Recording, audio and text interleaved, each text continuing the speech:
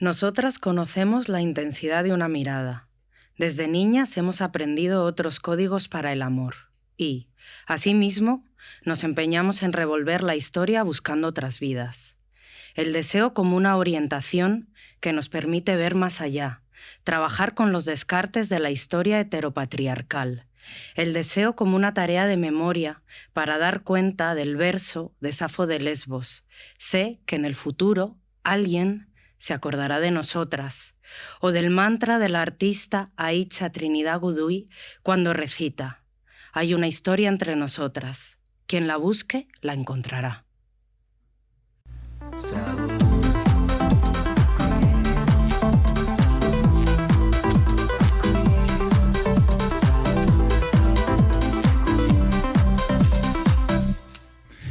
Oye, María, pues me emociona un poco escuchándote ahora leer este párrafo. No me extraña, es que es un párrafo emocionante, ¿verdad? Muy emocionante. Como esta idea del deseo como brújula y como la memoria, ¿no? A través del tiempo, ¿no? Que es lo que vamos a hablar un poquito hoy. No sé, me ha parecido como muy emocionante. El deseo, ese gran motor, ¿no? Para las historiadoras queer, porque deseamos el pasado. Estamos aquí en plan un poco brujería, invocando, o lo he sentido un poco así con esta lectura. Bueno, bienvenidos a un nuevo episodio de Esa Hora Queer.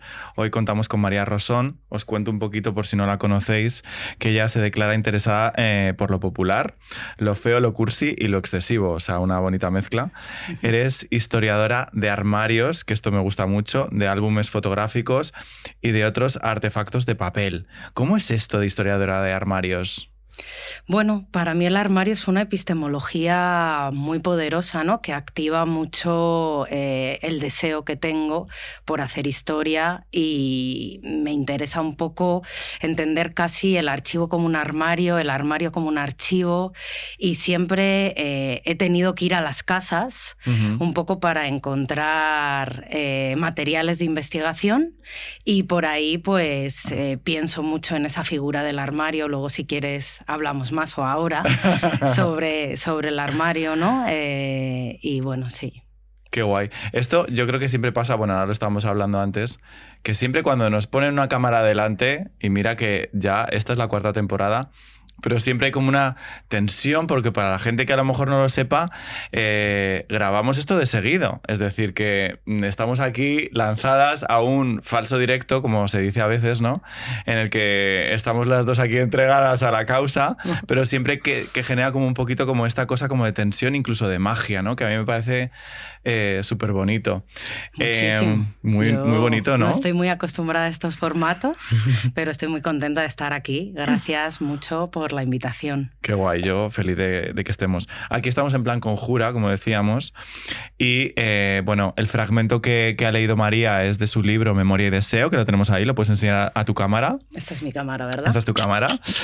Por si nos estáis viendo, los que nos estáis escuchando, es un libro que se llama Memoria y Deseo, en el que conjura a muchas autoras queer del panorama actual, algunas amigas y muy amigas de este podcast, como Las Hijas de Felipe o Jesús Pascual, que le tenemos por ahí detrás, que es el guionista de este programa.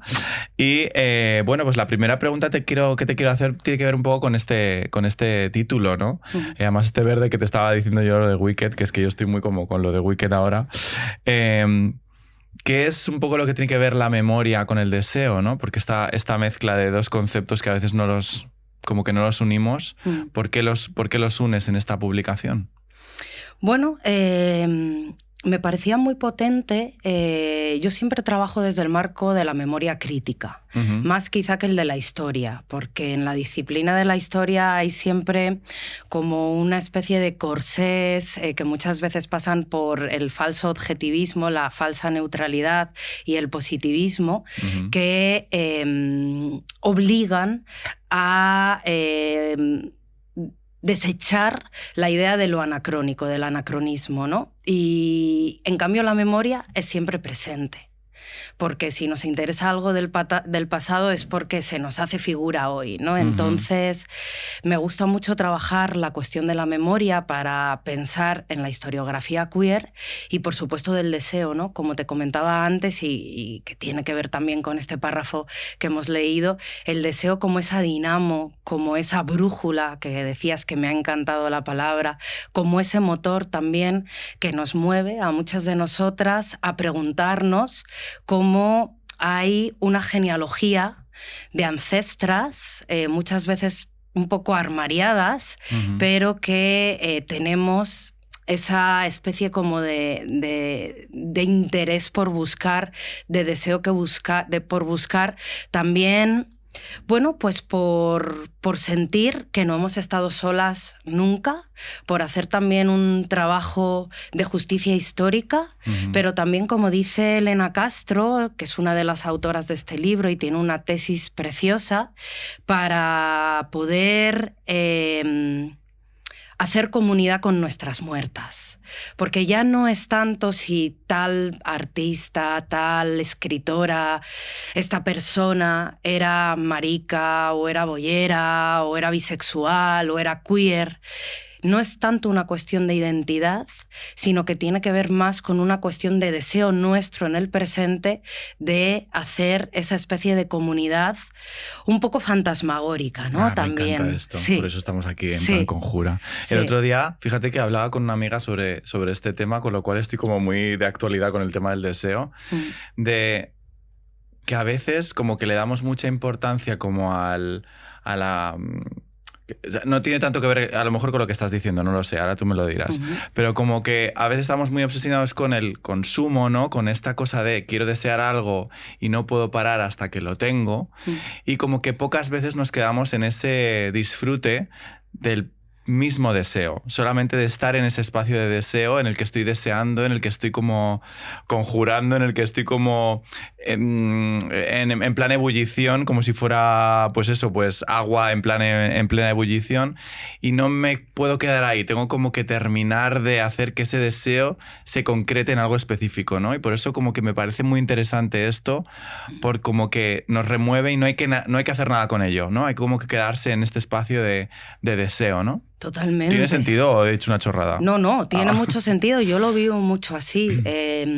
Porque, claro, esto que dices es profundamente anticapitalista, ¿no? O sea, estamos metidas en unas lógicas de consumo, en unas lógicas de productividad, en unas lógicas de vida donde siempre hay como deseo por algo, pero que es muy como tú decías, rápido, inmediato, gratificante, pero luego, pum, lo tienes y ya pasa y como, ¿qué es lo siguiente, no? ¿Qué es lo siguiente?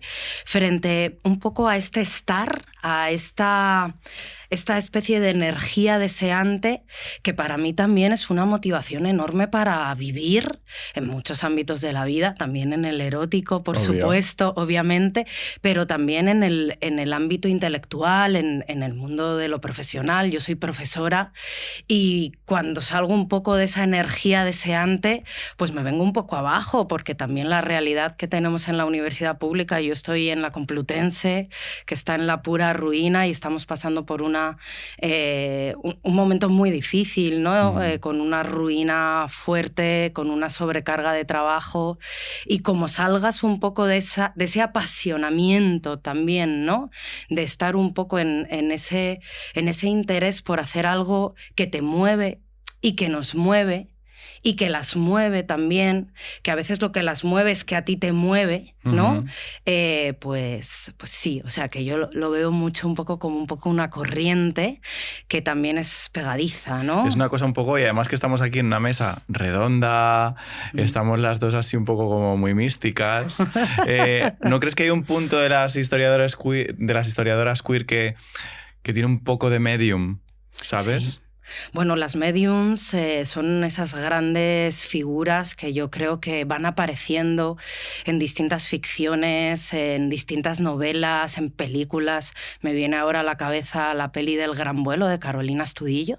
Es un documental fantástico donde ella busca la memoria incómoda de Clara Puello Yurnet y empieza, no tiene archivo audiovisual porque es una mujer comunista que desaparece al inicio del franquismo, mismo en una operación compleja porque sale de la cárcel del Escorts. La operación se llama El Gran Vuelo y ahí se le pierde la pista. Entonces ella tiene que recurrir a un archivo audiovisual que es el de la Filmoteca de Cataluña. Wow. Y empieza con una imagen de unas mujeres en torno a una especie de barreño de agua que están haciendo, pues sí, una especie de ritual, ¿no? Yo lo que pienso, la interpretación que hago de ese fragmento es que ella nos está diciendo que efectivamente ella como directora, pero también una historiadora, una artista, una escritora, si queremos traer la voz de nuestras muertas, no podemos recurrir más que a esa especie como de conexión que va un poco más allá de la razón, ¿no? Es una conexión y por eso es deseante.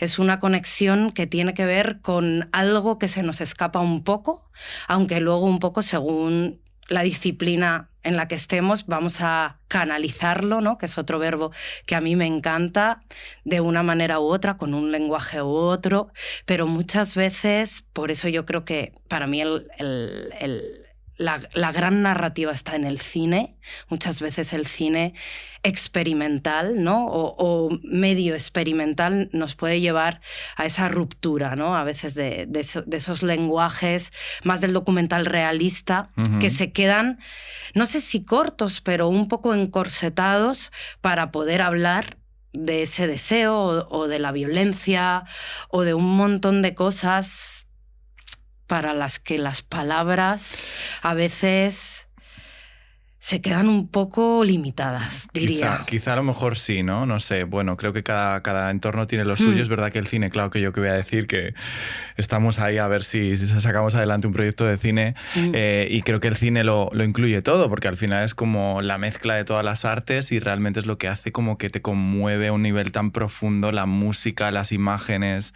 Y esta idea de conjuro de nuevo, ¿no? De crear incluso cosas que no han sucedido, de reimaginar, de reinventar, ¿no? Y hablamos mucho de esto, pero también hablamos de que esto tiene un impacto sobre el deseo erótico, ¿no? O sea, que también hablamos de deseo erótico cuando estamos hablando de esto, ¿verdad? Totalmente, porque además es una manera de abordar el trabajo histórico muy material, muy sensual, muy multisensorial, que esto también lo trae el cine, ¿no? Entonces, yo creo que hay bastante piel. Que hay bastante piel al tiempo que hay imaginación, que hay palabra, que hay poesía, que hay mano, ¿no? Para mí la mano es... Nos vamos a poner cachondas aquí. Esa parte del cuerpo tan erótica, pero que también utilizamos tanto con el papel, ¿no? Totalmente. Y con este libro, con Memoria y Deseo, también queríamos que fuese muy táctil, ¿no? Algo que además de leer te apeteciese como tocar. Es que además, también oler, no sé si lo has olido, pero claro, el libro huele muy bien. El libro huele súper bien. Y es verdad que cuando hablamos de historia y pensamos en historia, nunca pensamos en piel, en tocar, en no sé qué, como que todo esto siempre suena como muy alejado de cuando abordamos cualquier tema que tenga que ver con algo histórico, ¿no? Entonces por eso me parece como realmente rompedor como abordarlo desde aquí, ¿no? Porque como que nos acerca más a lo que realmente es, ¿no? Que al final no dejan de ser historias humanas, mucho más como de tú a tú, ¿no? Como que no es una cosa como elevada y objetivizada, entre comillas, porque la objetividad no existe, ¿no? Bueno, claro, espero que no me escuchen muchos colegas del Departamento de Historia Contemporánea porque ya voy a estar con la cruz encima. Un besito, ¿no? Para ellos, un besito. Pero lo que yo, o sea, un poco la pregunta sin respuesta, a mí me encanta, a pesar de que a mis estudiantes les digo, hay que tener una pregunta y una hipótesis y una argumentación, pero yo muchas veces no concluyo nada. Porque lo conclusivo también, oye, qué peso, peso esto de tener siempre. Entonces, un poco la pregunta sin respuesta que yo me hago en la introducción de Memoria y Deseo, y también me hice a la hora de comisariar o de dirigir las jornadas de las que surge el libro, fue si hay unos modos específicamente lésbicos de historiografía queer. Y esos modos específicamente lésbicos surgen de lecturas Elena Castro, ya la he mencionado, Elizabeth Freeman, Lisa Blackman, que son unas historiadoras, o Elena es filósofa, pero bueno, pensadoras lesbianas, que están hablando precisamente del contacto entre tiempos. Elizabeth Freeman tiene un libro precioso que se llama Time Binds, que habla de los tiempos que se atan, de los tiempos que de alguna manera pueden juntarse en esa especie de invocación que tú decías antes. Y también, por ejemplo, Caroline Dinsau, que es medievalista. O sea, hacer historia medieval con perspectiva queer es dificilísimo, ¿no? Porque hay muy pocas fuentes. Claro. Entonces, ella, por ejemplo, habla también de esa especie como de deseo a la hora de buscar la historia medieval. Y todas estas 4 pensadoras a las que me he referido van a hablar de la importancia de la eroticidad del trabajo del archivo, del tocar el documento, del abrir un legajo que a lo mejor hace muchísimo tiempo que está cerrado, ¿no? Y pensar por quién ha sido tocado. Exacto. ¿No? Porque es que es tacto. Claro. Hemos estado mucho tiempo en todo el aparato, digamos, discursivo del lenguaje, pero es el tacto el que de repente te hace casi como tocar un papel, y no me quiero poner solamente fetichista con unos tiempos remotos, sino también pues cuando tú tocas la carta de tu amante, ¿no? Obviamente. Y está su rastro, y quién lo ha tocado él, ella, lo ha tocado el tiempo también, el tiempo queda en ese papel, ¿no? Entonces hay algo que es muy físico y que es lo que me parecía que todas ellas estaban trayendo, y que creo que por ahí hay un camino precioso, y hay un camino que también nos saca de la historia del colectivo LGTBQ que han hecho mis colegas, que adoro y con los que trabajo, y que algunos están en este libro, ¿no? O sea, que también, por supuesto, valoro muchísimo todas sus investigaciones, pero que tenía más que ver con el marco del archivo punitivo del franquismo, ¿no? Para, sobre todo, conocer las historias de los chicos gays, que es Vagos y Maleantes y Peligrosidad Social. Claro. ¿no? Entonces, toda esa cosa un poco más como desde lo judicial, exacto. Desde lo médico, no desde otros espacios como, pues bueno, eróticos, románticos o del día a día, ¿no? Sobre todo una cuestión metodológica, David, porque tú también puedes vibrar con el archivo punitivo.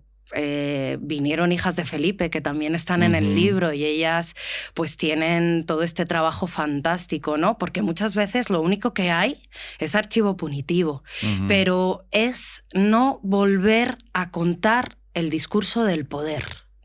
Es pensar que a veces, si lo único que tenemos es un expediente judicial de vagos y maleantes, vamos también a ponernos las gafas de deseo para encontrar esos resquicios que incluso en el lenguaje más violento del expediente van a aparecer. Hay un caso de trabajo que a mí me encanta, que aparece en un libro que se llama... no me va a salir... Bueno, lo ha escrito Lucas Platero, y trabaja un expediente de una persona que a lo mejor hoy sería transgénero, que la llama MH, y que es detenide en la Barcelona de 1968 por llevar ropa identificada con masculinidad, vaqueros, zapatillas deportivas, calcetines. Ya me acuerdo del nombre del libro, se llama Por un chato de vino. Entonces, puedes imaginar, ¿no? El expediente es durísimo. A MH le van moviendo por distintos centros médicos, instituciones psiquiátricas también, le miden incluso el clítoris, en una extraña obsesión desde el siglo XIX en pensar que las personas queer o las que nos identifican al nacer como mujeres tenemos el clítoris más grande. No me preguntes de dónde viene eso, pero estaba. Pero también Platero puede ver cómo la mueven de distintos hospitales psiquiátricos porque genera deseo. Claro. Entre las chicas, ¿no? Porque la masculinidad femenina, vamos a decirlo así, es muy sexy en 1968. Entonces, eso solo lo puedes ver si tienes una mirada queer. Exacto, si no... Si tienes ese deseo. Claro, si no, no lo ves, obviamente. Si no, no lo ves. Si Claro. no te vas a dedicar, que es lo que te decía hace un momento, a reificar el discurso del poder, ¿no? Y bueno, pues es verdad, ¿no? Que el poder está ahí y que las personas queer en el franquismo, si queríamos resistir, teníamos que estar en el armario y eso es una mierda, pero bueno, también es ver cómo podemos encontrar esas resistencias, esas genealogías celebratorias que dicen las hijas de Felipe, esas historias de vida que son innovadoras también para nosotras. Exacto. Y que como que completan también, porque si no, si nos quedamos solamente con una línea de investigación o con una forma de vernos en el mundo, parece que las otras como de alguna forma desaparecen. Ahora me venía a la mente como una película de Eloy de la Iglesia, El Diputado, en la que al principio de la película, de hecho, hay varios como planos en los que hay unas personas que yo creo que son como policías o algo así, que están leyendo expedientes en los que se habla precisamente de, pues desde un lugar policial, ¿no? Pues desde estas personas que no cumplían con, bueno, pues con los estereotipos de lo que se debería hacer y entonces, pues bueno, eran castigadas o eran violentadas por parte de la justicia o por parte de, pues, de los cuerpos de seguridad, ¿no? Un poco. Entonces, como salirnos de ahí y encontrarnos en otros lugares, yo creo que da como esa sensación también como de abrazo a lo largo del tiempo, de una sensación de no soledad, ¿no? Como decías. ¿Qué es lo que crees que nos obsesiona a veces tanto a las personas queer con el pasado, con conectar e investigar el pasado? Bueno, esto es una pregunta... Así, sencilla. Así, sencillísima. Bueno, un poco lo que comentábamos al inicio de la conversación, ¿no? Esa necesidad de hacer comunidad y esa necesidad también queer que va más allá de la identidad, que es mirar de forma extrañante o torcida el pasado, ¿no? O sea, que lo queer no tanto como una identidad, que también, por supuesto, ¿no? Exacto. Que nos constituye, que nos atraviesa y que nos encanta y que nos guiñamos siempre, ¿no? Nosotras y ellas, pero también lo queer como una metodología, como una forma de hacer que mira extrañando ese discurso más recto, más straight, ¿no? Que se dice también en inglés, claro. ¿no? Que es un poco lo que nos trae Sara Ahmed con Desorientaciones queer, ¿no? Lo queer como una desorientación. Piérdete un poquito, Piérdete cariño. un poquito y busca, como dice ella, sal del camino heteronormado y busca lo que dice ella, que me encanta esa expresión, el sendero del deseo, ¿no? Y ese sendero del deseo deja también su huella. Exacto. Lo que pasa es que es una huella mucho más frágil, mucho más efímera, ¿no? Entonces, esto era un poco el empeño de Memoria y Deseo, de encontrar esas formas de la memoria que pasan por esos senderos del deseo, ¿no? Y que a veces sus formas son muy duras también de sostener, porque son el armario, porque es la ausencia, porque es la orfandad. Este texto de Isabel Cadenas Cañón, que está en el libro... Un besito, Isabel. Felicidades por ese premio Ondas. Bueno, qué alegría.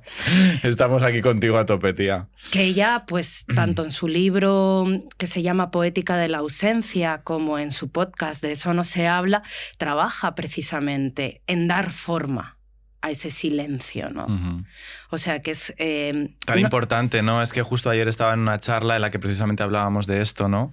Que tan difícil, porque a veces se establece un poco esta dinámica entre las nuevas generaciones versus las generaciones de antes, ¿no? Como si fuéramos dos cosas separadas que no nos abrazamos en el tiempo y como si mirar el pasado no fuera mirar también el presente, ¿no? Como hay como una especie a veces de obsesión con la desconexión, de diferenciar entre mayores y jóvenes, ¿no?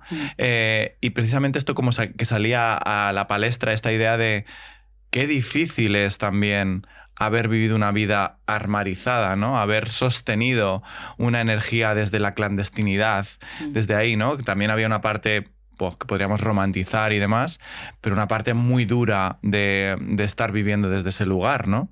Bueno, el armario es durísimo.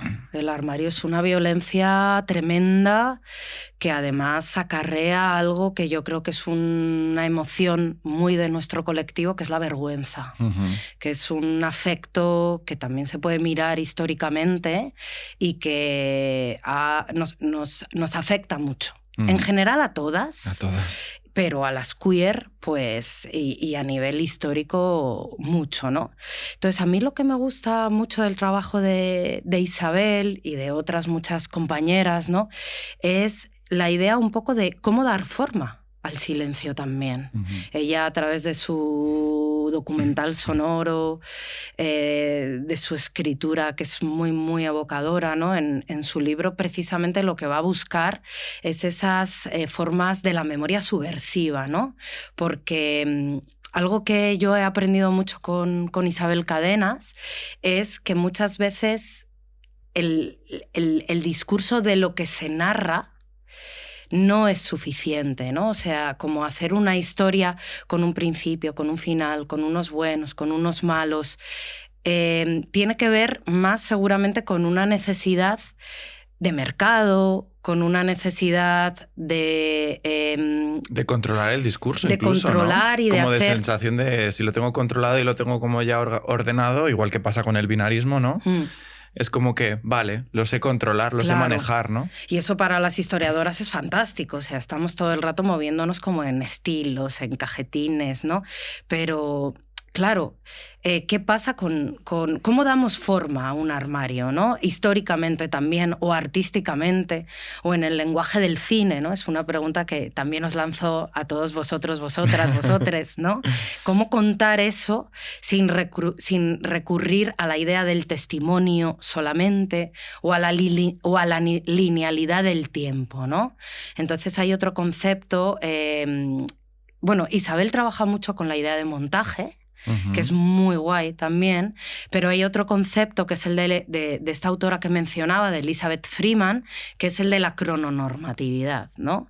Cómo poder... ¿Crononormatividad? No, o sea, desafiar la crononormatividad, ¿no? Y a partir de ahí hay que irse a la forma, ¿no? O sea, no es tanto lo que se cuenta, sino el cómo se cuenta. Exacto. Y ella lo cuenta muy bien en el libro, ella es muy benjaminiana, Isabel, y habla mucho de que la memoria al final, el trabajo de la memoria, es el proceso. O sea, tiene más que ver con atender al proceso, ¿no? Qué difícil es eso, ¿eh? Y también mostrar el proceso en el propio trabajo, ¿no? Que sería la imagen dialéctica de Benjamin, o sea, ver quién está recordando. No es tanto qué es lo que recuerda, sino cuándo lo recuerda, cómo lo recuerda. Y esa es un poco la sustancia, diríamos, la complejidad. Sí, ¿dónde está la chicha, esto, digamos, ¿no? De todo esto, de desapegarnos de la idea de tenemos que conseguir un objetivo, lo que importa es el resultado final de algo, que nos quede con nuestro lacito perfecto y quedarte ahí en esta idea de el proceso, de este sendero, ¿no? Que decías, ¿no? De perderte, quedarte ahí y no agarrarte a nada, a veces pues da mucho miedo, pero es tremendamente fértil, ¿no? Totalmente. Porque es verdad que ahora yo creo que cada vez hay más voces, ¿no? Y está habiendo como cada vez más oportunidad para poder desgranar estos elementos de la historia desde otros lugares que hasta ahora pues no eran factibles, ¿no? Porque veníamos asociados a unos libros de historia, a esto ha pasado así, siempre contado por unas personas muy determinadas que en general suelen ser pues hombres cis, hetero, blancos, ¿no? Pero ahora se está abriendo como todo este espacio hacia lo queer y hacia la memoria queer. ¿Y qué es lo que tú definirías que es exactamente hacer memoria queer? Pues mirar de una manera torcida lo que te devuelve el archivo, o lo que te devuelven las historias, o lo que te devuelven las fuentes, o lo que te devuelven los testimonios, pero siempre un poco mirarlo críticamente desde esa idea un poco de enrarecer, ¿no? Que para mí, a mí es lo que realmente, o es lo que yo entiendo, es lo que realmente me aporta, ¿no? Pensar, el otro día me lo decía un estudiante fantástico, Richie, que hablaba de que para él lo queer era encontrar una función en algo que no es la que se pensaba. Y me pareció precioso, ¿no? Es una idea, yo aprendo mucho, claro, con mis estudiantes, Claro. muchísimo. Y es una idea que me ha encantado de Ricci, ¿no? O sea, como ver que hay otras funciones de lo que aparentemente es, de lo que desde un lugar normalizador es, ¿no? Entonces, yo, que sobre todo a mí me gusta mucho trabajar con fuentes primarias, o sea, con materiales, con documentos, soy muy de archivo. Es como mi pregunta, es mi motor de deseo, ¿no? O sea, mirar desde ese lugar que enrarece. Y luego otra cosa que me gusta mucho que está surgiendo, es bonito ver cuando, bueno, por ejemplo en Sabor a Queer pasa mucho, claro, como grabamos muchos episodios y conectamos con gente y hablamos de temas desde diferentes perspectivas, es muy curioso observar desde mi lugar cómo hay elementos que surgen como cada temporada que son como repetitivos, que se suelen repetir mucho, y eso quiere decir que hay algo que se está moviendo pues en lo queer o en la sociedad hacia ese lugar, ¿no? Y yo creo que en este caso pasa mucho por la comunidad, ¿no? Has mencionado un montón de gente, esto no deja de ser una publicación que contiene muchas visiones de diferentes personas, y como que el tema de la comunidad, el hecho de sentir que somos muchas, como que de alguna forma alivia, ¿no? Como que quita esta cosa de la responsabilidad de la que venimos a lo mejor, o la que nos han educado de porque tú, porque la individualidad, porque el yo, porque el no sé qué. Y ahora, no sé, me parece como tan bonito y tan tranquilizador el hecho de poder mencionar constantemente a tus amigas, tus compañeras, como gente que te aporta reflexiones, como que lo que decimos y lo que sale de nuestra boca no nos pertenece, ¿no? Como que forma parte de un conjunto, ¿no? Antes hablabas de la comunidad de muertas, ¿no? Me parece. Sí. Hacer comunidad con las muertas, o Isabel, que también dice en su capítulo de comunidad de huérfanas, ¿no? Y es como que esta idea de estar tan acompañadas como que nos libera de esta orfandad, ¿no? De sentirnos como mucho más acompañadas. No estamos solas en esto, ¿no? Que esto también lo dice mucho esta Maya Angelou, que me gusta a mí mucho.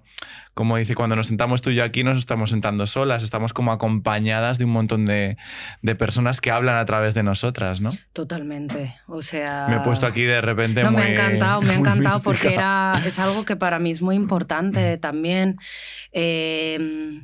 Porque yo pienso, perdona, Sí. como pienso que yo he estado tantas veces tan solo en mi habitación, sintiéndome tan solo, sintiendo que con esa vergüenza y con ese silencio no podía expresar mis sentimientos, mis emociones, compartir las cosas que me estaban pasando por dentro, que el hecho de salir al mundo y cada vez con los años irme encontrando con gente increíble de la que aprendo y no paro de aprender y que tal, es como... un alivio que ojalá haberlo sentido siendo tan joven, ¿no? Por eso cuando alguna, por ejemplo, madre del cole me habla de, no, es que tengo un peque de 13 años que creo que es gay, está un poco tal, o quiere hacer una transición de género, ¿qué hago? ¿No? Que las mueve bastante. Lo primero es como conoce gente queer. O sea, ve con tu hijo a alguna asociación, algún encuentro, rodéate de nosotras. Exacto. De familias queer, porque eso es como lo primero, ¿no? O sea, como lo que tú decías, David, sentir que no estás sola. Y luego, en términos de investigación o trabajo, para mí es fundamental. Es algo que he aprendido de mis maestras. Lo dice siempre Aurora Fernández Polanco, queridísima, citar es feminista, y las ideas al final y el trabajo, incluso te diría investigador y académico, es una constante conversación. Todo el rato estamos trabajando con gente que nos mueve, de la que aprendemos, que tenemos una idea a medias y que gracias a ese café dices esto, o a Richie, mi estudiante, o lo que lees. Y además es súper bonito lo que tú decías, que las cosas sucedan en un momento, porque al final somos personas de hoy, de 2025, en este mundo tan difícil, en estas circunstancias, y claro, ¿cómo no? ¿Cómo no iba a haber algo que se estuviera moviendo que nos une, ¿no?, con una especie de hilo rojo invisible a muchas de nosotras, aunque a lo mejor ni siquiera nos hayamos nunca conocido, ¿no? Exacto. Pero porque habla un poco de un momento, ¿no? Y es muy habitual. Entonces, me parece súper bonito salir de esa lógica, ¿no?, del intelectual en la Torre de Marfil, pensando solo, súper listo, súper leído, sino todo lo contrario, ¿no? Casi como una masa de feministas queers que nos vamos compartiendo las ideas y que vamos intersubjetivamente también afectándonos las unas a las otras. Quería preguntarte también porque cuando se habla del pasado siempre es verdad que hay como esta obsesión con siempre remarcar lo mal que lo hemos pasado. Siempre lo hemos pasado fatal, nos han matado, nos han destruido las vidas, hemos estado armariadas, no sé qué, ¿no? ¿Por qué crees que hay a veces esta obsesión con solo centrarnos en contar esa parte de la historia o contar la historia desde ese lugar, ¿no? Como que no haya habido espacios, y aquí hemos tenido gente, por ejemplo, Samantha Flores, una activista mexicana trans, que ya contaba su historia y dice, pues mira, yo no tuve ningún problema con ser una persona trans, fui descubriéndome y encontrándome a lo largo de los años y sentí mucho apoyo, por ejemplo, en figuras como su padre, que en aquellos años, esa señora tiene 90 y tantos años, en aquellos años era una persona que no tenía una formación y tal, y sin embargo él me entendió y me leyó perfectamente y me acompañó y me sostuvo, ¿no? Entonces, ¿por qué hay esta como, pues bueno, obsesión con contarnos solo desde historias trágicas? ¡Wow! Pues bueno, yo creo que influye bastante la lucha política, ¿no? O sea, que es verdad que muchas conquistas sociales y del colectivo se han podido afrontar a través de la rabia, a través de un enfado tremendo y de decir hasta aquí. Y eso es el enfado y la rabia histórica y colectiva es absolutamente movilizador de lo político y es necesario. Pero yo creo que también a nivel memoria crítica o historia, que es un poco a lo que yo me dedico, es lo que te comentaba antes, porque el archivo te devuelve esto. El archivo es del poder y te devuelve esa escritura del poder. Y en general, las personas queer del pasado que han tenido buenas vidas no están en el archivo. Exacto. Hay un caso que ha sido bastante trabajado, que es el de Lisa y Marcela, Galicia, principios del siglo XX, muy principios del siglo XX. Diríamos hoy en nuestro lenguaje una butch y una femme, y tienen tanto passing que logran casarse por la iglesia y todo, y luego coger un barco y migrar hacia Argentina. Y en el momento de la migración las descubren. Y ahí pues se destapa todo el pastel, están juzgadas, no sé si una de ellas, la masculina, va a la cárcel, hay un montón de prensa que las ridiculiza, que se metan con ella, todo un discurso social absolutamente hiriente, y eso es lo que queda. Pero yo siempre me pregunto, ¿cuántas pasaron? ¿Cuántas se casaron y acabaron sus vidas, yo qué sé, en Cuba? Y no conocemos esas historias, ¿no? Es lo que Saidiya Harman llama la fabulación crítica, que no es exactamente la ficción especulativa, pero se parece un poco, es trabajar con hipótesis. Exacto. Lo que dice Saidiya Harman es que el archivo es una morgue, que el archivo es pura violencia y que a veces, si nos quedamos en eso, vamos a reificar hoy esa violencia, vamos a volver sobre esas parias, ¿no? Y vamos a volver a meter un poco, digamos, el dedo en la llaga. Entonces ella dice, vamos a hacer fabulación crítica. A través de la imaginación vamos a pensar cuántas otras tuvieron experiencias de sororidad, tuvieron experiencias de apoyo, tuvieron experiencias eróticas potentísimas, ¿no? Y vamos a contarlas porque eso además son factores de protección hoy para nuestra gente. Esa sí que es una verdadera resistencia. Exacto. Y es lo que tú decías de tú cuando eras niño, en tu cuarto solo, un factor de protección para ese niño David hubiera sido decir, oye, que no estás solo y que además te acompañan todas estas fantasmas que han sobrevivido tiempos muy duros, ¿no? Donde el armario es ese espacio de resistencia también, no sé si de resistencia, pero sí para poder sobrevivir.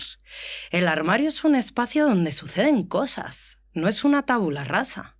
El armario es un juego constante del código, donde los que estamos en el armario tenemos la agencia para manejar cuándo salimos y cuándo no, a quién contamos y a quién no, porque siempre cuentas un poco, cuentas a medias o cuentas muchísimo porque en este momento dices ya está bien, ¿no? Pero el armario como un espacio complejo, dimensionadamente complejo, donde, y agenciado, donde las personas queer hacemos, ¿no? Que esto me parece potente también.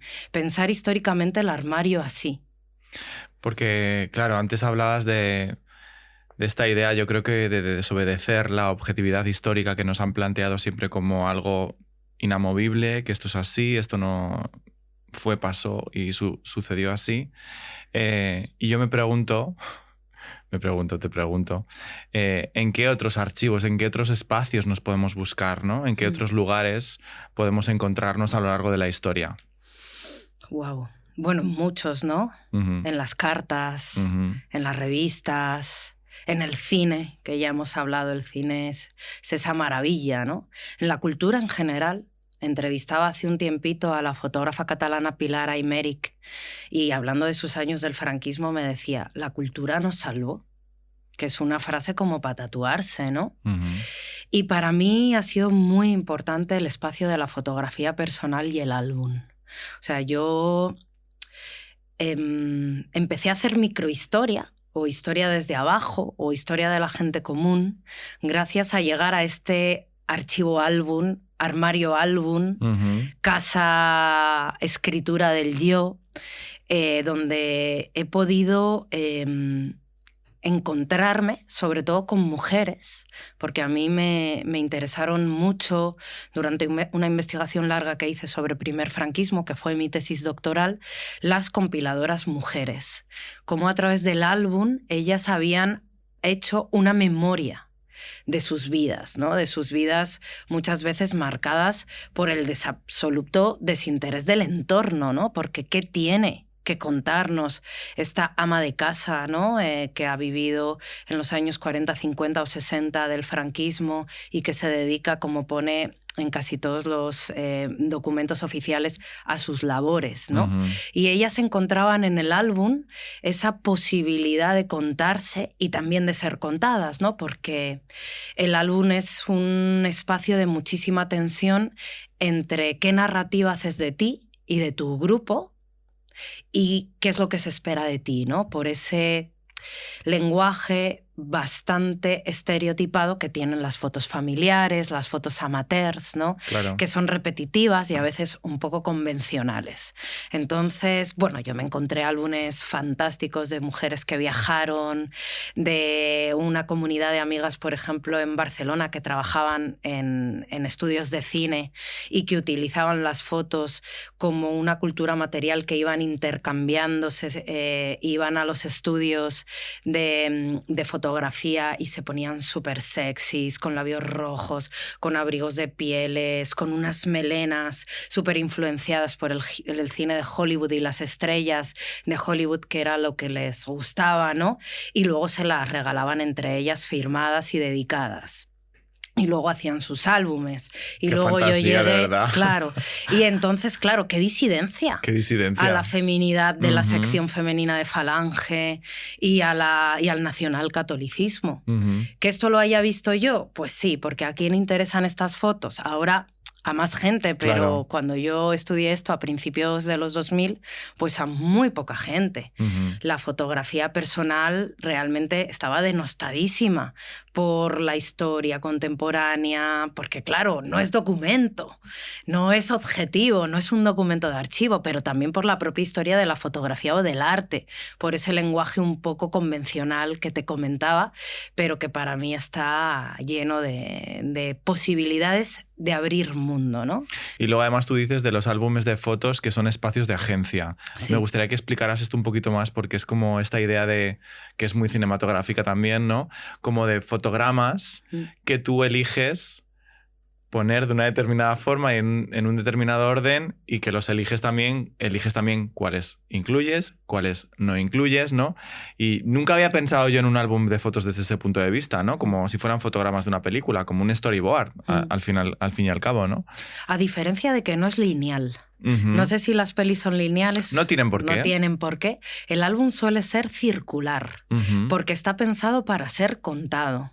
Por eso es muy interesante encontrar a compiladores vivos que puedan contarte su álbum y reactualizar esa memoria que suele ser muy obsesiva, que suele repetirse mogollón, porque cuando estás como dentro de algo, ¿no? Yo he visto álbumes donde, pues por ejemplo, me acuerdo de uno donde ella ponía a su padre todo el rato, a su padre desde distintos ángulos, retratos del padre, y cuando me lo contó me decía, es que echo tanto de menos a mi padre, era médico, me daba tanta seguridad saber que él estaba, entonces dices, claro. Tiene todo el sentido, claro. Estás pensando a la hora de hacer el álbum en tu padre, ¿no? Pero sí, yo creo que son escrituras del yo agenciadas, pero siempre en negociación con todo eso que nos hace sujeto y nos sujeta, ¿no? Que son las normas sociales. Y sobre todo el trabajo de campo que yo he hecho con álbumes muy, muy centrado en mujeres en los años primeros del franquismo, pues claro, el discurso era para ellas muy aterrador, muy machista, muy patriarcal, muy conservador. Entonces, lo que hoy nos parece un poco más banal, yo creo que lo pude mirar en el contexto y decir, bueno, que esta mujer haya decidido saltarse su maternidad en el álbum, que es lo típico, y se haya centrado en sus amigas. Claro. En el viaje que hace a Roma con su amiga Amalia Avia, estoy pensando en Esperanza Parada, que fue pintora, y se fue a Roma con otra amiga, con Amalia Avia, que también fue pintora, o en el estudio de ellas. Pues esto para mí fue una bomba, ¿no? Encontrarlo. Sí, porque pero también las madres. Que también siempre como obvio. que desprestigiamos toda esa cultura emocional, ¿no? De las madres y sus bebés. Y hijo, es muy bonito. Y también es súper bonita, ¿no? Sí. Y como a mí me gusta mucho la fotografía porque al final es como un artefacto que tú utilizas y no sé, a veces yo lo pienso así, porque también he hecho algún proyecto de fotografía en los que te estás autodenunciando todo el rato, como bien decías, como con la selección de fotos o con la mirada, porque es como que todo el rato queda plasmada tu mirada. Incluso hasta la foto más tonta, podríamos decir, de un cumpleaños, de un encuentro de amigos y demás, el hecho de que tú tires una fotografía está mostrando, cuando lo ves en un pack de muchas fotos, cuáles son efectivamente tus puntos de vista, tus obsesiones, hacia dónde quieres dirigir tu mirada, ¿no? ¿Qué es lo que más te interesa? ¿Qué es lo que más te erotiza? ¿O qué es lo que más llama tu atención, ¿no? ¿O qué es lo que más se repite, ¿no? Porque insistes de nuevo en mirar hacia allí, ¿no? Totalmente. O sea, me parece que es una cosa como que incluso desde un lugar casi inconsciente, como que cuenta mucho de tu historia, ¿no? Totalmente. Y los retratos, ¿no? Encontramos tanto retrato de mujeres artistas, por ejemplo, que aparecen retratadas de múltiples maneras y ellas nunca se han hecho esos retratos, claro, pero están como posando y según un poco cómo deciden vestirse, cómo deciden maquillarse, cómo deciden posar al lado de su obra, no en un espacio abierto, con amigas, un plano medio, un plano largo, uno cercano, y cómo lo van situando en el propio artefacto dispositivo que es el álbum, ¿no? Es alucinante, lo de las fotos. Y luego también la fragilidad del papel, o sea, es el material más frágil de todos. Las fotos en papel se van poniendo sepias, sí, ¿no? Claro. Van casi como desapareciendo. Y luego también la fragilidad en la interpretación, porque es que a veces miras y miras y miras y quieres saber. Yo siempre me acuerdo del libro más citado de la historia de la fotografía, que es La cámara lúcida de Roland Barthes, que él está todo el rato buscando a su madre, está en el duelo de su madre y la está buscando entre los papeles, entre las fotos y está frustrado porque no logra conectar con su madre muerta, ¿no? Hasta que encuentra una foto, que es la foto del invernadero, ¿no? Y a partir de ahí pues puede escribir ese libro fantástico sobre fotografía, memoria, duelo, que es precioso, ¿no? Muy bonito. O Kate Zembreno, que tiene otro mucho más actual, que se llama Mi libro madre, mi libro monstruo, que va a volver a Barthes y va a volver a Louis Bourgeois, y también va a buscar en las fotos de su madre pues esa al final mirada de ella niña, ¿no? De esa infancia. Y nunca se encuentra, pero es ese viaje del que hablábamos antes lo que hace pues estos dos libros fantásticos, ¿no? Que son absolutamente procesuales en esa necesidad de encontrar y de no poder. Y es como fascinante la fotografía porque al final no deja de ser un instante, tratar de capturar un instante que nunca se va a volver a repetir y que sin embargo como que tiene un montón de como ramificaciones. A mí me gusta mucho también el trabajo de Vivian Maier, esta mujer que era niñera y que estaba haciéndose fotos y hacía fotos, una artista espectacular.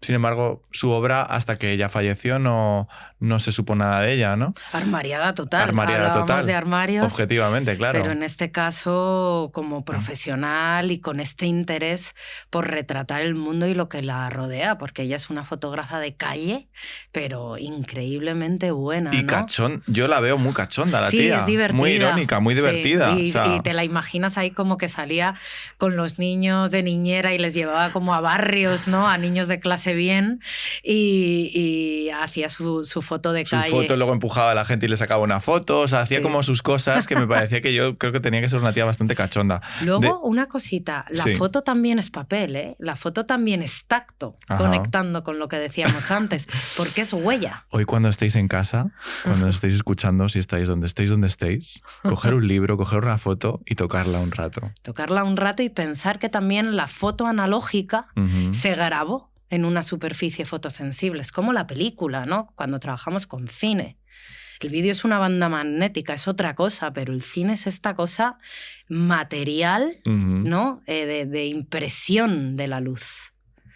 Vamos a salir de aquí mojadas, mi amor. Bueno, pues mira, menos mal que pensamos en estas cosas. Porque... De hecho, también quería como recordar para la gente que viva en Madrid, hay un espacio maravilloso que se llama Archivo Arqué, que es un archivo queer, muy enfocado también a arte iberoamericano, que también trabaja con muchos de estos...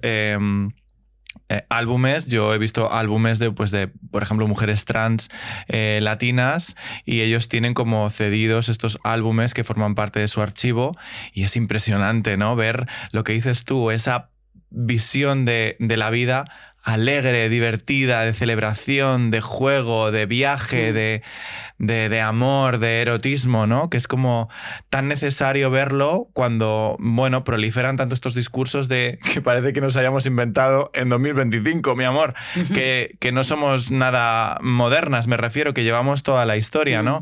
Entonces el hecho de ver y tocar que esos documentos existen y esos archivos existen, da como, como mucha alegría de vivir también, ¿no? Y luego también tener en cuenta que esto es lo clásico del momento Kodak, que la foto siempre enseña el lado bueno, ¿no?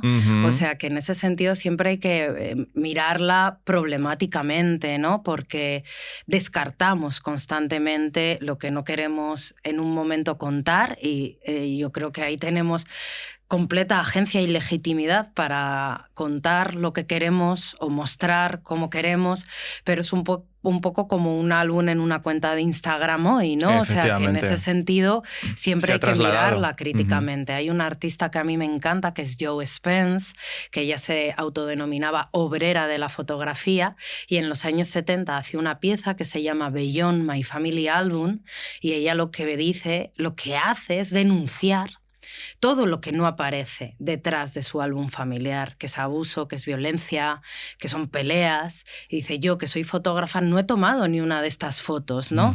Entonces, bueno, pues lo monta con fotos y retratos que se toma ella en el momento presente y lo monta en unos paneles y hace un trabajo precioso también por ahí, ¿no? O sea que... Esto es actualidad absoluta porque cualquiera que se meta en muchas de las cuentas de Instagram con más seguidores del mundo podrá ver una vida perfectamente, pues bueno, narrada para que todos esos lugares como de oscuridad o de, bueno, de duda, de tensión, de fealdad, pues obviamente no forman parte de algo publicado, bueno, en abierto, ¿no? Total. Y hay una continuidad tremenda, ¿no?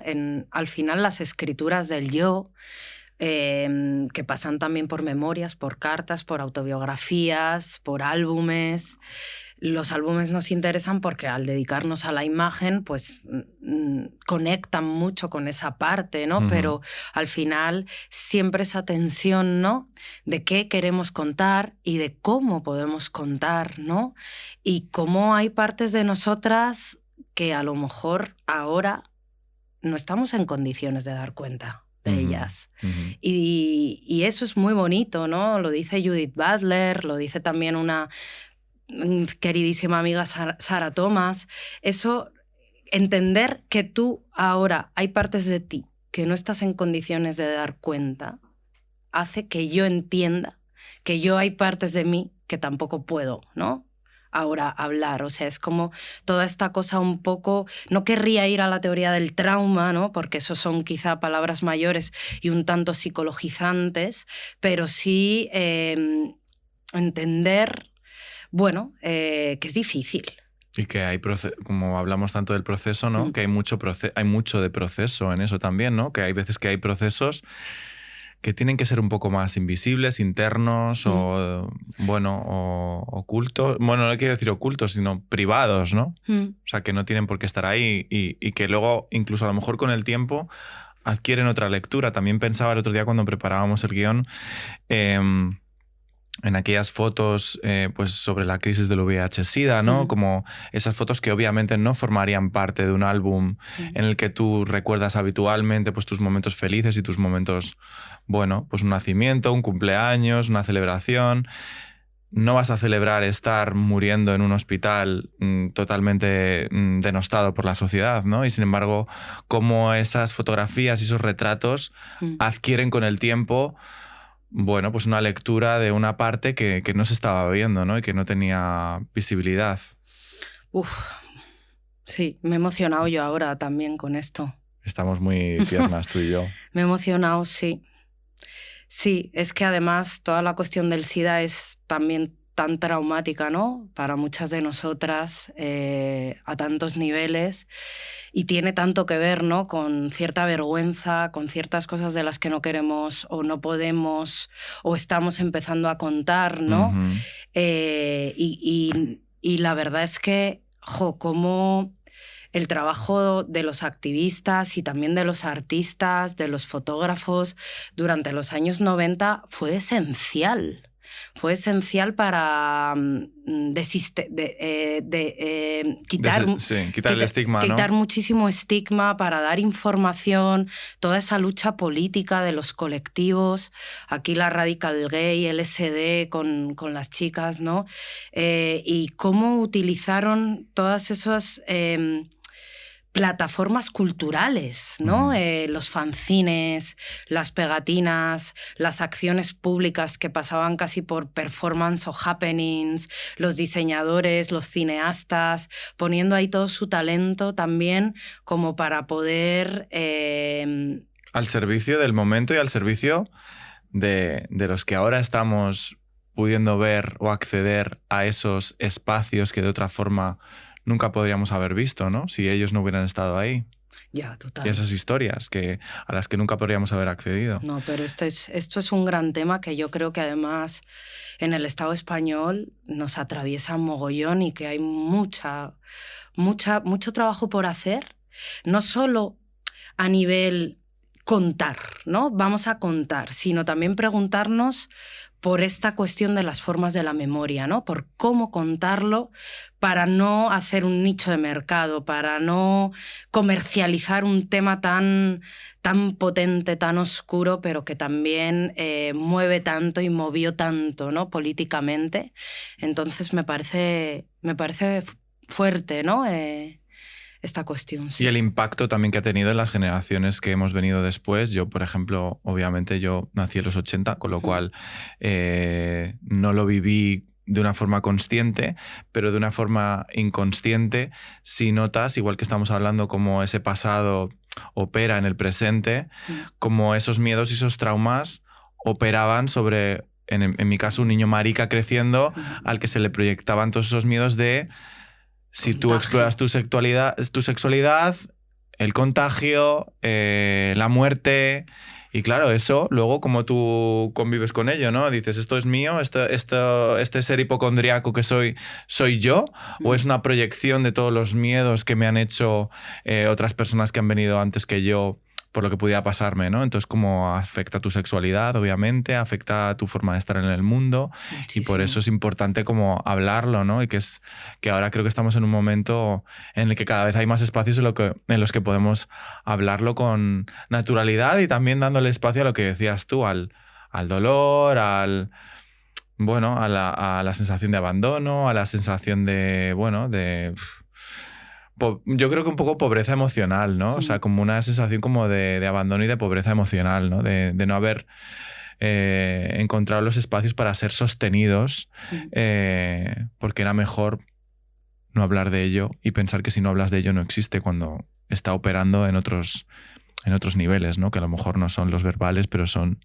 energéticos y son como de los miedos, ¿no? Total. Muy terapéutica estoy yo hoy.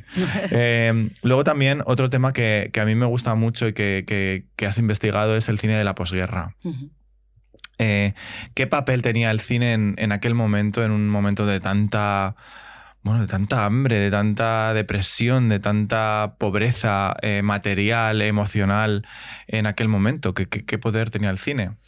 El cine era el espectáculo popular por antonomasia. O sea, tenemos una idea del cine franquista muy mediatizada por las 10 películas de propaganda que hizo a veces incluso el propio Franco, porque es guionista de la película Raza, que es alucinante.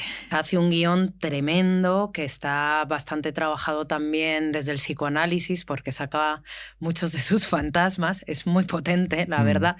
Pero bueno, lo que te estaba diciendo, conocemos como las 10 películas de propaganda del cine franquista, Raza, Arca, A mí la Legión, conocemos algo de cine folclórico español, pero lo que realmente movilizaba a las audiencias era Hollywood, como hablábamos antes, ¿no? Y venían muchísimas películas de Hollywood y también se hacían muchísimas películas de géneros, ¿no? Influenciadas pues, por ese cine que era lo que encantaba, los gángster, el cine negro, comedias de teléfono blanco a la italiana, ¿no? Como de repente súper lujosas, con esas mansiones, etcétera. También había cine de aventuras, luego un poquito después empieza el western, ¿no?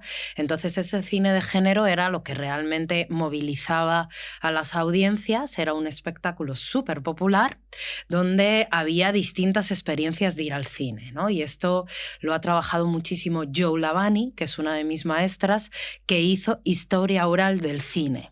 Entonces pudo entrevistar a gente hace ya décadas de qué era ir al cine en esos momentos, porque si no trabajamos las películas como si fueran textos, ¿no? Casi por el guión, ahora un poquito más de puesta en escena, pero realmente el cine es una experiencia. Claro. Sobre todo es una experiencia. Entonces, algunos cuando tenían dinero y posibilidades iban al centro, por ejemplo, de Madrid, al Palacio de la Prensa, al Palacio de la Música, y era como de, wow, estoy en la Gran Vía, entro en este sitio fantástico, en este cine, veo a esta gente tan elegante, pero también había muchísimo cine de barrio con sesiones continuas. Entonces, la gente iba al cine a calentarse, a pasar un montón de tiempo, a ligar.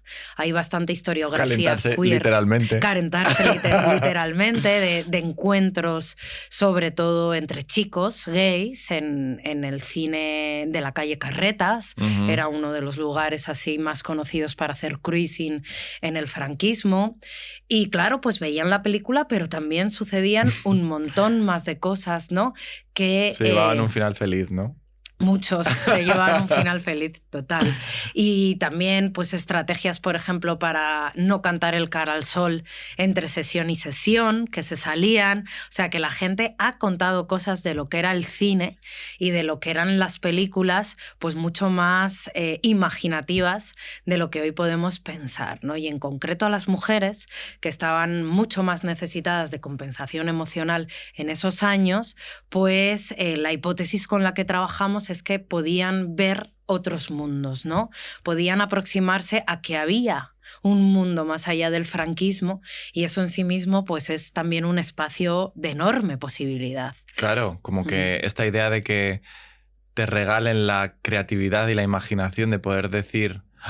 Hay un mundo más allá del que yo veo, ¿no? Pues en mis cuatro paredes, pues muchas de ellas, entiendo, es alucinante y realmente es muy rompedor, ¿no? Claro, son los placeres del escapismo, que tradicionalmente se han mirado casi como el escapismo, el cine, como ese lugar un poco como de generador de conciencia vacía, de adoctrinamiento, ¿no? Cuando, pues desde la teoría poscolonial, los estudios culturales, sabemos que la audiencia todo el rato relabora. Todo el rato coge de esa peli lo que necesita para su día a día. Y en ese sentido, pues las queers aquí somos absolutas maestras, ¿no? De relecturas, de todos esos gestos, de todos esos guiños, de todos esos personajes que están ahí, de esos atuendos, de esas relaciones, de esos afectos, que a lo mejor para una audiencia heterosexual pues era lo que era, y nosotras estábamos fascinadas. Viendo un mundo ahí de posibilidades, claro. A nivel también de cuerpo, ¿no? A nivel performativo casi, más allá del argumento, ¿no? Porque el argumento muchas veces hace el cierre conservador en el franquismo, pero luego todo lo que se ha movido ahí a nivel cuerpo, a nivel puesta en escena, vestuario, pues son otras cosas. Y además en aquella época en la que la censura era tan heavy, tan fuerte, ¿no? Que censuraban un montón de pelis, y cómo esa censura incluso se podía dar la vuelta, porque el hecho de censurar una película te hacía que tu imaginación volara más, ¿no? Incluso el hecho de que censures una escena de sexo o una escena pues erótica, de repente a lo mejor lo que tú te estás imaginando es bastante más potente y más fuerte que lo que puedan estar censurando, ¿no? Total, o sea, hacía de la audiencia audiencia activa. Exacto. O sea, la audiencia estaba ahí a tope. Hay una historia genial de Vázquez Montalbán, que junto a Terin Simoix es uno de los pocos cronistas del cine popular del franquismo, que cuenta cuando vieron Hilda, la película de Hilda, ¿no? Y pensaban que Rita Hayworth acababa completamente desnuda, ¿no? Y solo se quita el guante. Pero efectivamente es toda esta posibilidad, ¿no? De ir más allá que hace la censura, que es potente también pensar la censura así. Luego tenía yo aquí apuntada una figura de la pajillera. Ah, sí. ¿Qué es esto de la pajillera? Pues una mujer que iba por el cine, una trabajadora del sexo, vamos, que iba a cambio de poquísimo dinero haciendo pajas a los hombres. Fíjate. O sea que, de nuevo, cuando hablamos de que las cosas de las que se hablan ahora son modernas o actuales, mi amor, está todo inventado. O sea que todo nos hemos ido encontrando desde lugares y cómo hemos podido en esos espacios, ¿no? Y creo que también una de las cosas como más interesantes, que ahora es verdad que cuando vemos mucho pues cine en casa, ¿no? A través de plataformas y demás, que se pierde esta cosa de esa comunión con la oscuridad, ¿no? Como ese espacio de la oscuridad, ¿no? Que también tiene Vicente Monroy un libro que se llama La breve historia de la oscuridad, creo, o algo así. Ah, no lo he leído. Que habla precisamente de eso, ¿no? De como de ese acto, ahora que está tan de moda el rollo iglesia, ¿no? El rollo un poco así como... bueno, temazo. Exacto, monjil y demás. Pues esta cosa de la comunión con un espacio un poco místico en el que tú te introduces y está en absoluta oscuridad, ¿no? Y lo que eso despierta dentro de ti, ¿no? Sí, y oscuridad, pero al tiempo esa luz, ¿no? Que te viene de la pantalla y tiene todo este contraste tan fuerte. Me parece interesantísimo y me parece súper potente que podamos pensar los cines como espacios queer históricamente, ¿no? Desde el principio, cuando además son recepciones también muy corporales, ¿no? Hemos tratado, sobre todo desde la historia, de hacer esas lecturas casi como si fueran textos, las pelis tan cerebrales, ¿no? De, pues ahora viene no sé quién y tal, pum pum, de argumento sobre todo, pero en realidad el cine desde sus inicios es un espectáculo de cuerpo que a la gente realmente le asustaba. O sea, la gente iba al cine y veía que se acercaba un tren y era como de ¡ah! Que Y nos va a luego eso, por atropellar. supuesto, se ha ido sofisticando porque ya sabes lo que hay, ¿no? Pero Pero bueno, esa... ahora tienes las salas estas 3D, 4DX, no sé qué, que te mueven el te tiran el agua, o sea que al final que la gente también se También. asusta, ¿sabes? De otra forma, ¿no? Como Sí. que hemos elaborado mucho más eso. Pero incluso en una sala convencional, con una peli convencional, es muy envolvente, ¿no? Ujú. El cine es muy envolvente. Si puedes concentrarte y poner atención, wow. O sea, es toda una cosa también que despierta muchas emociones, ¿no? Que lloras, que te ríes. Yo ahora que voy con mi hija de 7 años, ¿cómo se ríe, no? Y la ves ahí metidísima, ¿no? Y dices, ¡jo, qué maravilla! Bueno, yo he vibrado profundamente contigo, María. Me he emocionado, me han pasado un montón de cosas. Espero que a las que nos estáis escuchando también. Y a mí me gustaría saber, porque, bueno, este episodio también lo hemos podido hacer gracias a Kaiku Café Latte, que aquí nos ha estado acompañando. Habéis estado dando tus sorbitos. Yo sí, soy cafetera. Muy cafetera. Pero yo pensaba, hemos hablado de un montón de gente.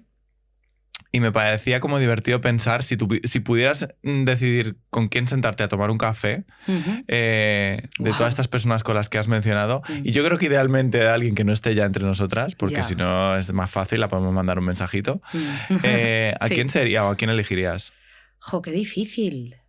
Pues mira, estoy muy movida con la exposición que hay ahora mismo en el Reina Sofía de Maruja Mayo, Ujú. que es una de mis artistas favoritísimas y creo que me encantaría conocerla a ella, a Maruja Mayo, esta artista moderna que empieza muy asociada a la generación del 27, que luego se exilia, que luego vuelve y que también está pululando por el Madrid de la movida porque es muy longeva, vive hasta el final y es como la gran artista mujer del siglo XX español y me encantaría tomarme un café con ella, la verdad, por ejemplo. Por ejemplo, por uno de los muchos cafés que nos podríamos tomar. Muchísimas gracias por venir. Nada, un placer. Un besito muy grande y nos vemos en el próximo episodio. Un besito. Gracias.